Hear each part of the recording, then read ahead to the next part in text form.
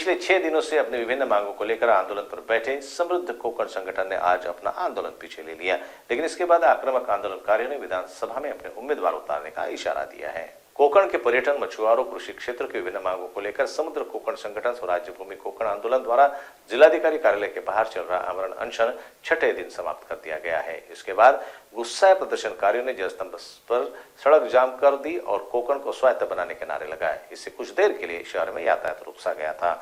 आंदोलन का नेतृत्व संजय यादवराव बाबा सालवी ने किया। संजय यादव ने ऐलान किया है कि अगर सरकार ने हमारी मांगे नहीं मानी तो समृद्ध कोकण संगठन मुंबई समेत कोकण के 25 सीटों पर विधानसभा के लिए अपने उम्मीदवार उतारेगा। कोकण आज उद्ध्वस्त झालंय, गावं रिकामी झाली, शाळा बंद झाल्या, गावाच्या घरांना टाळी, सगळे चाकरमानी झाले आणि जमिनी विकण्याचा मुख्य धंदा कोकणामध्ये सुरू झाला। याचं कारण आहे सगळ्यात महत्त्वाचं माकडं, ही हजारो माकडं गावागावांमध्ये ना आंबा करू देत, ना शेती करू देत, ना केळी करू देत। आंबा बागायतीला लाख गुरक्या आणतात, त्याचं कारण माकडं आहेत। आंब्याचं सगळं प्रॉफिट शेतकऱ्यांचं माकडांना जातं आणि माझा शेतकरी उद्ध्वस्त झाला आहे। आज समुद्रामध्ये LED फिशिंग चालू आहे, छोटी छोटी पिल्लं पकडली जातात।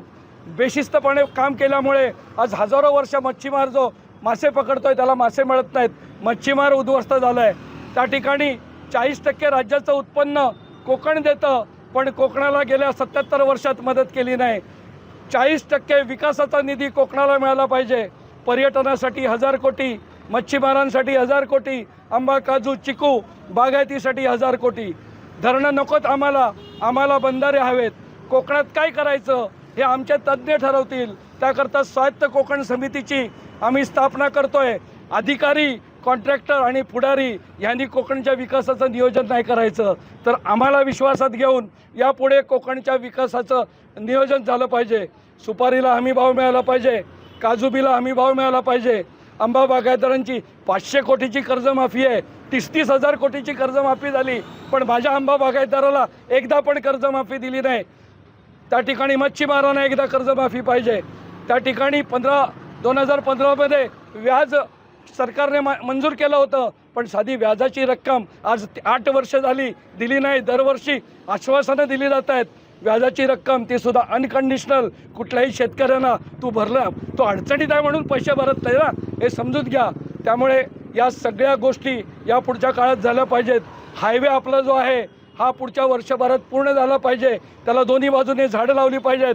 जगातला सगळ्यात सुंदर बॉटॅनिकल पार्क, बायोडायव्हर्सिटी हायवे हा झाला पाहिजे आणि हा हायवे जोपर्यंत होत नाही तोपर्यंत ग्रीनफील्ड हायवे सुरू करून दिला जाणार नाही। यासाठी स्वायत्त कोकण समिती आणि समृद्ध कोकण संघटना छत्रपती शिवरायांच्या नेतृत्वाखाली संघर्ष करील। आज 1000 लोक गोळा झालेत, पण सरकारला आम्ही सांगू शकतो की 1 लाख लोक गोळा होतील आणि मग 10 लाख लोक गोळा होतील।